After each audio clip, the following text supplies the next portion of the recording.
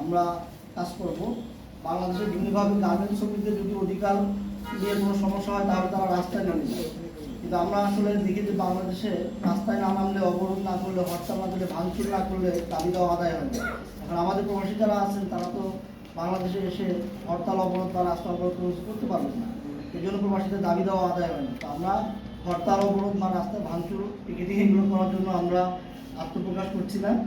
আমরা প্রবাসীদের এই দাবি দেওয়াগুলো আনুষ্ঠানিকভাবে বা প্রাতিষ্ঠানিকভাবে সরকারের যে সকল প্রতিষ্ঠানগুলো কাজ করে প্রবাসীদের, আমরা সেই সকল জায়গাতে দেশি বিদেশি আন্তর্জাতিক যে সকল সংস্থাগুলো আছে আমরা তাদের সাথে কাজ করব।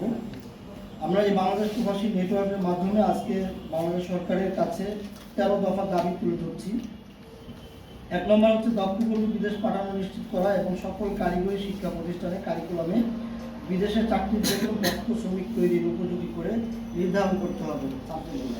আমাদের বাংলাদেশের যে সকল পড়াগুলো হয় এবং হচ্ছে আমাদের যারা প্রবাসী তারা অধিকাংশই হচ্ছে অদক্ষ, যে কারণে দেখছি আমি ওমানে বিশেষ করে একটা কোম্পানিতে ইন্ডিয়ানরা কাজ করে, তারা বেতন পাচ্ছে 1 লাখ টাকা, আমাদের বাংলাদেশিরা পাচ্ছে 20,000 টাকা।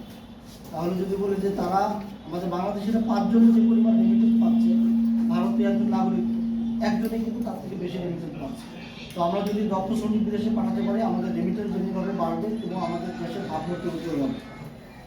2 নম্বর, বিদেশ যাওয়ার খরচ কমিয়ে 1 লাখ টাকার মধ্যে আনতে হবে। বিশেষ করে মধ্যপ্রাচ্যের যে সকল দেশে, মধ্যপ্রাচ্য, মালয়েশিয়া, তারপর সিঙ্গাপুর, অন্যান্য যে সকল দেশগুলো আছে, এই সকল দেশগুলোতে দেখি যে আমরা 5 থেকে 7 লক্ষ টাকা করে লাগে। তো এই টাকাগুলো যাতে করে না লাগে, মধ্যস্থ ভোগী যারা থাকে তারা অন্তত এদেরকে বাদ দিয়ে সরকারিভাবে সরাসরি এইটা হস্তক্ষেপ করে 1 লক্ষ টাকার মধ্যে আনতে হবে। দালালি ও মধ্যস্থ ভোগী এই সকল দৌরাত্ম বন্ধ করতে হবে।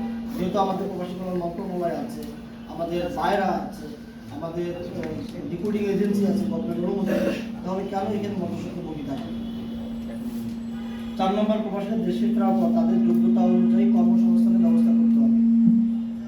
আপনারা জানেন যে আমাদের প্রবাসী যারা বাংলাদেশ থেকে যাচ্ছেন তারা অদক্ষ হয়ে গেলেও এই প্রবাসী যখন 4 থেকে 5 বছর বা 10 বছর পর দেশে ফিরছেন, তারা কিন্তু অদক্ষ থাকছেন না, তারা কিন্তু কোনো না কোনো একটা কাজে দক্ষ হয়ে দেশে ফিরছেন। তাহলে এই দক্ষ জনবলকে আমরা কেন কাজে লাগাতে পারছি?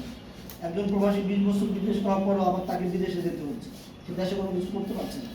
আমাদের সরকারিভাবে উদ্যোগ দিতে হবে যে এই সকল প্রবাসী যারা আছেন তাদেরকে দেশে কর্মসংস্থান ব্যবস্থা করতে। আমাদের দেশে বড় বড় মেগা প্রজেক্ট চলছে, পদ্মা সেতু হয়েছে, আমাদের এয়ারপোর্টে কাজ চলছে। তো আমাদের এই এয়ারপোর্টে কাজের জন্য আমাদের প্রবাসী যারা দেশের বাইরে কাজ করছে, মাস্টার এয়ারপোর্টে আমাদের অনেক প্রবাসী কাজ করছে, দুবাইতে আমাদের প্রবাসীরা দুবাই এয়ারপোর্টে কাজ করছে।